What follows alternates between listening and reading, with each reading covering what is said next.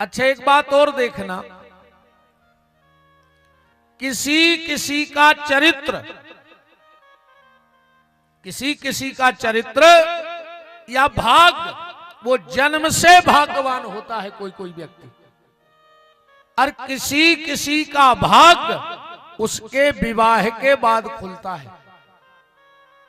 हमारे और आपके यहां एक कहावत है कि घर गुण बहू और सार गुण गैया। किसी किसी बहन के ऐसे पैर पड़ते हैं कि अगर वो झुपड़िया में भी आ जाए तो महल बना देते, और कछु कछु ऐसी आउट हैं कि आउट तो हैं बंगलों में, मानो सब बगल में कर देते। हाँ, कछु कछु ऐसे भी आते हैं कि उनके पांव पड़े तो सत्य ही नाश हो जाएगा वो घर को। इसका कारण, इसका एक कारण है मेरी बहनों, जिस बेटी ने अपने पिता के घर में रह के भगवान का भजन किया है, जब वो पति के घर में जाएगी तो उसका भाग्य और सौभाग्य बन जाएगी। पर जिसने पिता के घर में भजन नहीं किया है, वो अगर वहां जाएगी तो पति का दुर्भाग्य बन जाएगी। इसलिए बेटी मायके में भी रहे तो भजन करे भगवान का, नित्य एक माला करो, भगवान का भजन करो, जो तुम्हें पाठ आवे, रामायण पढ़ो, कोई चालीसा पढ़ो, पर नित्य अपने पिता के घर में भजन करो। अब बिना भजन के ऐसो हो, एक दादा गए मोड़ी देखबे, मोड़ी से बोले बेटा शास्त्रों के बारे में का ज्ञान है तुम्हाओ? मैंने कहा जानत।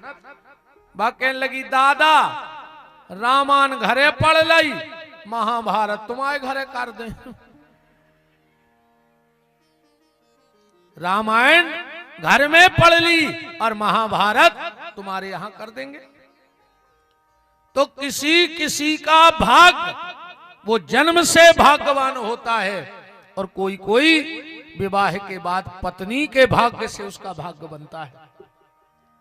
पर जिनका हम चरित्र सुन रहे हैं रामचरितमानस में, श्री भरत जी महाराज का, इनका जन्म से भाग्य नहीं बना। ध्यान से सुनना कथा को, जन्म से इनका कोई भाग्य नहीं है। विवाह के बाद भी भरत की कोई ज्यादा चर्चा नहीं है। भरत को चरित्र कबे सामने आओ समाज में, जब रामचरितमानस के महानायक श्री राम जी के पिता का अंत हो गया, इसके बाद भरत जी की कथा सामने आई है। जब राम जी के पिता महाराज दशरथ ने प्राण त्याग दिए, अब आप कहोगे कि भरत जी के पिताजी नहीं थे क्या वो?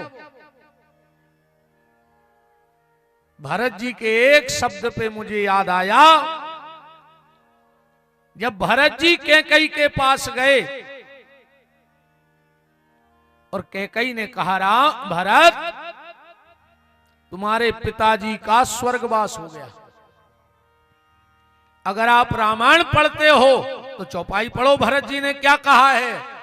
बोले पिता मरण कर सोच मोहे नाही, पिताजी मर गए, हमें ज्यादा चिंता नहीं है, उम्र हो गई थी, एक दिन मानने तो सबको है।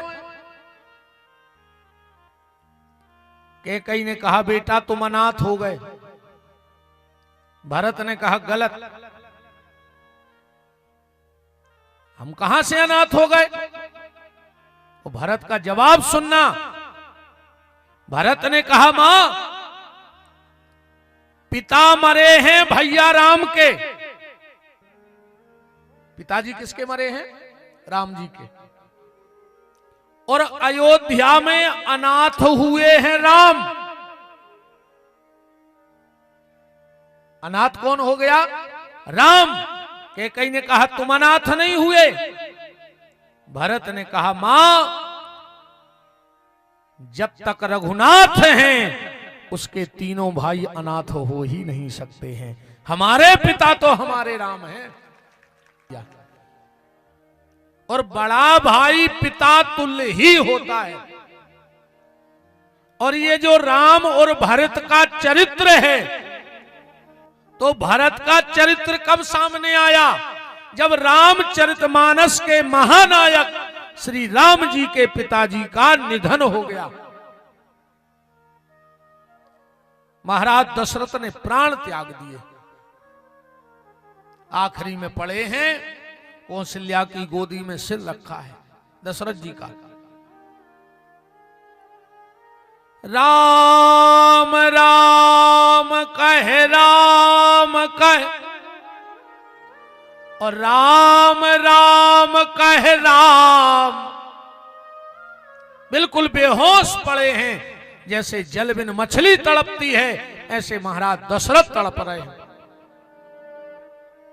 थोड़ी देर मूर्छित हो जाते हैं, फिर आंखें खुलती हैं तो मुंह से एक ही शब्द निकलता है, कौशल्या मेरा राम कहां है? कौशल्या मेरा राम कहां है? कौशल्या मेरा राम कहां है? एक बात और प्यारे ध्यान से सुनना, दुनिया में ऐसे कई नजीर आप लोगों ने देखे होंगे। अगर पिता हिरण्याकश्यपु जैसा राक्षस है तो कहो उसके घर में प्रहलाद जैसी संतान हो जाए। कई घरों में आपने ये भी देखा होगा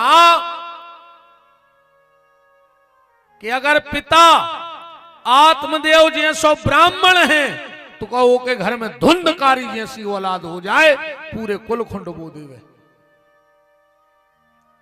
ये विपरीत परिस्थितियां तो बहुत जगह हैं, पर जिसके घर में बेटा राम जैसा हो और पिता दशरथ जैसा हो, उस घर को घर मत कहना, वो तो भगवान का साक्षात मंदिर है। जहां पिता की आज्ञा में पुत्र चलता हो, समझना वो तुम्हारा घर नहीं, वो साक्षात तीर्थ है। ऐसे घर की चौखट को मौका मिले तो प्रणाम कर लेना।